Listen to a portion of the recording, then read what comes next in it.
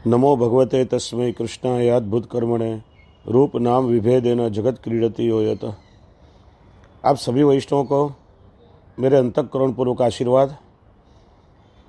इस वर्ष अश्विन कृष्ण अमावस्या मंगलवार दिनांक 25 अक्टूबर को ग्रस्तास खंडग्रास सूर्य ग्रहण होने वाला है, जो भारतवर्ष में दिखाई देगा। इसलिए हिंदू मात्र को यह ग्रहण पालना चाहिए और हम सभी पुष्टि मार्गी वैष्णवों को शिव पुष्टि मार्ग की मेन मर्यादा के अनुसार इस ग्रहण को पालना चाहिए, क्योंकि पुष्टि मार्ग शुद्ध वैदिक मार्ग है और वेद सारे विश्व के विज्ञान का मूल है। और ग्रहण पालना वैज्ञानिक दृष्टिकोण से भी बड़ा उचित है, क्योंकि जब पृथ्वी के साथ सूर्य या चंद्र की युति होती है, तब रोग के विषाणु, बहुत जहरीले वायरस उसमें से निकलते हैं और जो हमारे शरीर को बड़े ही हानिकारक हैं। इसलिए आरोग्य की दृष्टि से भी ग्रहण में कोई भी प्रकार का खान पान नहीं करना चाहिए और पूर्ण रूप से आचार विचार का हमें पालन करना चाहिए। तो इस ग्रहण लगने के पूर्व में हमें क्या क्या तैयारियां करनी चाहिए। जैसे दिवाली के दिन ग्रहण है, तो रूप चौदस के श्रृंगार 13 के दिन हो जाएंगे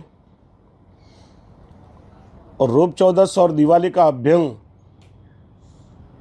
चतुर्दशी के दिन होगा और ठाकुर जी को दीपोत्सव, हटड़ी, दीपदान आदि चतुर्दशी के दिन ही संपन्न होंगे और चोपड़ा पूजन, लक्ष्मी पूजन आदि भी चतुर्दशी के दिन सायंकाल 6 बजे के बाद संपन्न होगा। आसोवद अमावस्या के दिन 25 अक्टूबर मंगलवार के दिन सूर्य ग्रहण है। इसलिए ग्रहण लगने के पूर्व में सारी तैयारियां वैष्णव को कर लेनी चाहिए। दूधगर अंशकड़ी की जो भी सामग्री घर में सिद्ध है, वह सभी प्रभु को धर देनी चाहिए, क्योंकि सामग्री ग्रहण में छू जाती है। दूधगर महाप्रसाद नहीं छूता है, इसलिए प्रसाद को कंतान से ढक देना चाहिए। सारी रसोई में जो उपयोग में आया हुआ घी, तेल आदि जो है, सब कुछ निकाल देना चाहिए। सारे पात्र कोरे कर देने चाहिए। चूँकि ठाकुर जी को अगले दिन दही की आवश्यकता होती है, तो दही नहीं छूता है,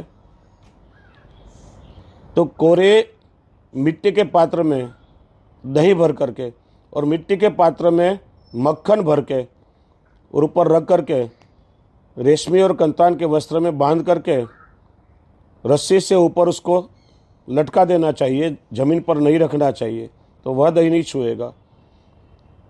और ग्रहण मोक्ष होने के बाद पवित्र होकर के उस दही को फिर से पात्र में पधरा कर मिट्टी का पात्र फिर निकाल देना चाहिए। ग्रहण लगने से पहले फ्रिज में से उपयोग में आई हुई सारी वस्तुएं, जल आदि को खाली करके फ्रिज को भी कोरा कर लेना चाहिए। ग्रहण के बाद बदलने के लिए जणोई कंठी हमें तैयार कर लेनी चाहिए। ग्रहण मोक्ष होने के बाद अपरस में धुले हुए कपड़े नहीं चलते हैं, इसलिए अपरस करने के लिए रेशमी या कोरे वस्त्र में तैयार रखने चाहिए। धोए हुए कपड़े हमें बाहर खुले में नहीं रखने चाहिए, सारे वस्त्र आदि कबाट में रख देने चाहिए। और जो उपयोग में आए हुए चद्दर, खोली आदि या कपड़े जो होते हैं, उसे सबको धोने के लिए निकाल देना चाहिए। घर का जो भंडार रूम है, स्टोर रूम है, और जिस रूम का हमें उपयोग न करना हो, उसे बाहर से बंद करके और नकुचे पे हमें दर्भ रख देना चाहिए।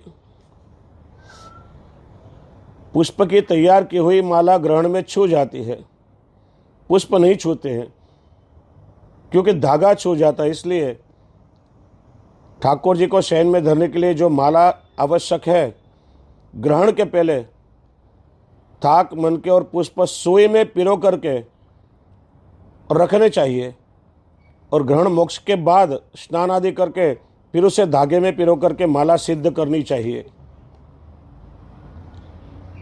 ग्रहण के दिन सुबह से प्रभु की जो सफ़ेदी है, मुख वस्त्र, गद्दी का वस्त्र, शैया की चदर आदि, उन सबको कोरा वस्त्र धरा देना चाहिए और धुले हुए वस्त्र ग्रहण मोक्ष के बाद फिर से खासा कर लेने चाहिए।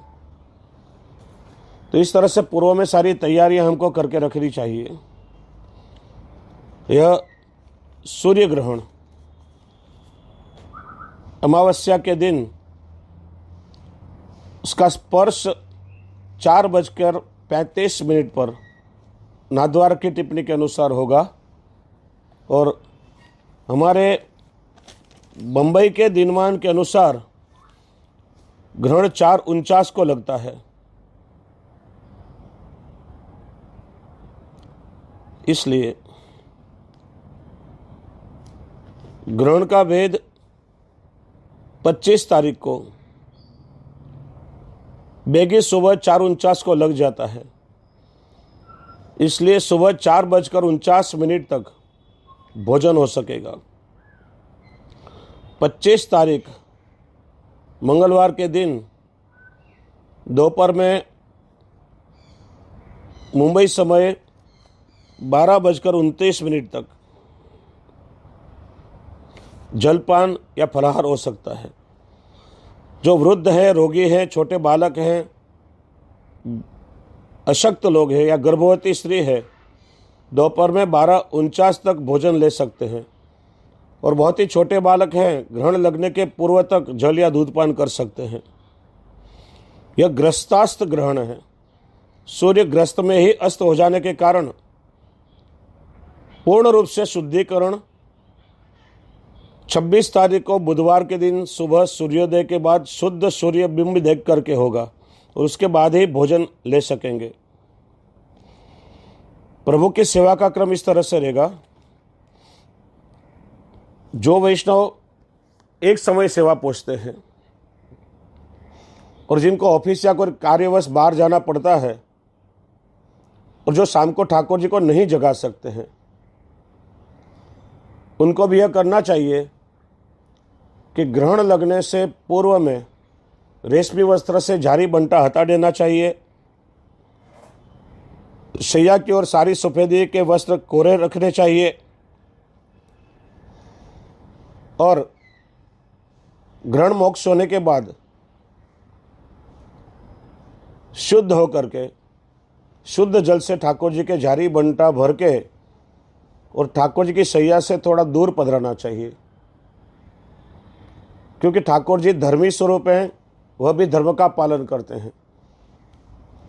इसलिए ग्रहण मोक्ष के बाद शुद्ध हुए बिना स्नान करने से पहले ठाकुर जी भी जल नहीं रोकेंगे, लेकिन हमारे यहाँ बाल भाव की सेवा है और प्रभु के लिए यह तो मान लीला है, तो इसलिए झारी बंटा दूर पधराना चाहिए। यदि प्रभु को आवश्यकता हो तो आप रोकेंगे। और दूसरे दिन प्रातःकाल स्नान करके झारी बंटा सरा के पात्र आदि सब खासा करके और ठाकुर जी को जगा करके सबसे पहले स्नान करवाना चाहिए। स्नान करवाने के पश्चात मंगल भोग और परिश्रम भोग, जो दूधघर तक की सेवा पहुँचते हैं उनको परिश्रम भोग में दूधघर या नागरी धरनी चाहिए, और जो अंसखड़ी या सखड़ी धरते हैं उन्हें परिश्रम भोग में अंसखड़ी में सिरा धरना चाहिए। ये सारा परिश्रम भोग गौग्रास में चला जाएगा और उसके बाद श्रृंगार से लेकर के राजभोग तक का नित्य सेवा का क्रम वैष्णव को पूछना चाहिए। वैसे ग्रहण के पूर्व ठाकुर जी को जगाना ही उचित होगा, जिससे पूर्ण रूप से आचार विचार का पालन हो सके। तो आसोद अमावस्या के दिन मंगलवार के दिन राजभोग तक की जो सेवा है वह सुबह बेगे पहुंच करके और प्रभु को अनवसर करा देने चाहिए। राजभोग की सारी सखड़ी गौग्रास में जाती है।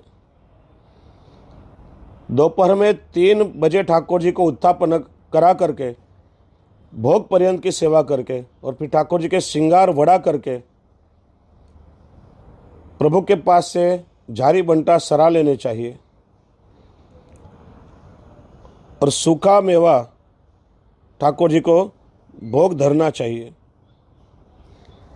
और नए बीड़ा सन्मुख में ठाकुर जी के बाजू में पधराने चाहिए। शैया मंदिर की भी सारी सफ़ेदी शैया का साथ बड़ा करके झारी बंटा खासा करके उसको सूखे कोरे करके शैया भी उठा लेनी चाहिए और जहाँ अचार पापड़ आदि नहीं छूते हैं जो सारा वर्ष उपयोग में आता है, इन सारी वस्तुओं के ऊपर कंतान ढाक करके और दर्भ पधरा देना चाहिए।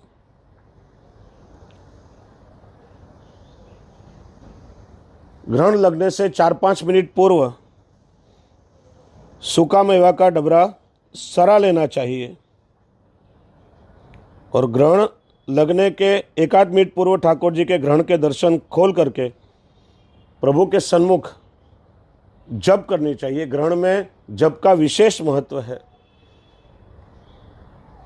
ग्रहण में गौमुखी का उपयोग नहीं होता है, इसलिए गौमुखी से माला बाहर पधरा करके और गोद में माला रख करके जप करना चाहिए या केवल वस्त्र से उपवस्त्र से उसे ढांक करके माला को करना चाहिए, या तो कर माला हमें करनी चाहिए या मन में अष्टाक्षर का निरंतर स्मरण करना चाहिए।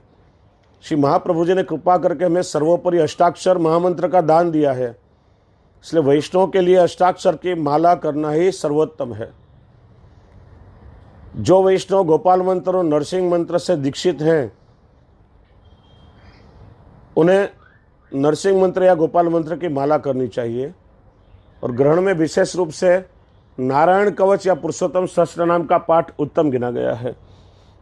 बाकी विशेष महत्व तो जप का है। जब मध्याह्न का समय होगा, सायं 5:35 पर मध्याह्न होगा ग्रहण का, उस मध्य के समय में ठाकुर जी के सन्मुख लाल वस्त्र में आखे मूंग और चावल की खिचड़ी यानी कच्ची खिचड़ी और दोने में आदू नींबू और नमक पधरा करके उस पोटली को बांध करके और कांसे के पात्र में घी भर के उसमें दान का रुपये का सिक्का पधरा करके और प्रभु के सन्मुख ग्रहण का संकल्प करके दान करना चाहिए। और हमें भी पत्तल का डबरा बनाकर आखे मूंग और चावल की खिचड़ी और दोने में नींबू नमक और अदरक पधरा करके और कांसे के पात्र में घृत यानी घी पधरा करके और दान दक्षिणा का रुपया धर के और दान का संकल्प करना चाहिए। ग्रहण में यथाशक्ति दान करना शुभ माना गया है और निष्क्रिय गोदान भी ग्रहण मोक्ष के समय हम कर सकते हैं। यथाशक्ति दान आदि सबको अवश्य करना चाहिए। जब ग्रहण मोक्ष होता है सायंकाल 6:28 पर ग्रहण का मोक्ष होगा। मोक्ष के 4-5 मिनट के बाद दर्शन का टेरा लाना चाहिए और ग्रहण के समय ठाकुर जी के सन्मुख में मान लीला के पदों का गान होता है। तो मोक्ष के बाद हमें शुद्ध जल से स्नान करके कोरे या रेशमी वस्त्र धारण करके अपरस करनी चाहिए। हांडे में झारी जी भरने का शुद्ध जल भरना चाहिए। सबसे प्रथम ठाकुर जी को स्नान कराकर अंग वस्त्र कर वस्त्र आदि धर के और शुद्ध जल से झारी जी प्रभु के सन्मुख पधरानी और नवनीत प्रिया जी के सेवा प्रणालिका के अनुसार और हमारे अमरेली घर की सेवा प्रणालिका के अनुसार ग्रस्तास्त्र ग्रहण है, इसलिए शुद्ध बिंब सूर्य का देखे बिना पूर्ण रूप से शुद्धिकरण नहीं होता है, इसलिए शयन भोग में केवल अंशखड़ी की सामग्री आएगी। तो गेहूं की नमक वाली थूली, उसका ही थाल साना जाएगा। और जो परिश्रम भोग है सारा गौग्रास में चला जाएगा। और फिर शयन भोग सरा करके वह शयन भोग भी ठाकुर जी का गौग्रास में चला जाएगा। ठाकुर जी का सेवा क्रम पहुंच के ठाकुर जी को पोढ़ाने, और प्रातः काल जब सूर्योदय होगा, शुद्ध सूर्यबिंब देख करके ही पूर्ण शुद्धिकरण होगा। तो मथनी आदि नई कोरी पधरा कर उसमें फिर शुद्ध जल भरा जाएगा, और फिर नित्य के हिसाब से ठाकुर जी का सेवा क्रम पहुंचा जाएगा, और बाद में ही वैष्णव सखड़ी महाप्रसाद ले सकेंगे। तो इस तरह से ग्रहण का पूर्ण क्रम है, और वैष्णव को पुष्टि मार्ग की मेन मर्यादा के अनुसार इस ग्रहण का पालन करना आवश्यक है। तो आप सभी वैष्णव इस पर लक्ष्य दें, और जिस घर में आचार विचार का पालन होता है वहाँ हर प्रकार की सुख शांति समृद्धि रहती है। स्वयं प्रभु भी उस घर में विराजते हैं। जिस घर में धर्म का लोप हो जाता है, आचार विचार का परिपालन नहीं होता, वहाँ प्रभु भी नहीं विराजते हैं। इसलिए सभी को उत्साह से धर्म का आचरण करना चाहिए। पुनः पुनः समग्र दीपोत्सव की आप सभी को बधाई देते हुए मैं वाणी से विराम लेता हूँ। अस्तु।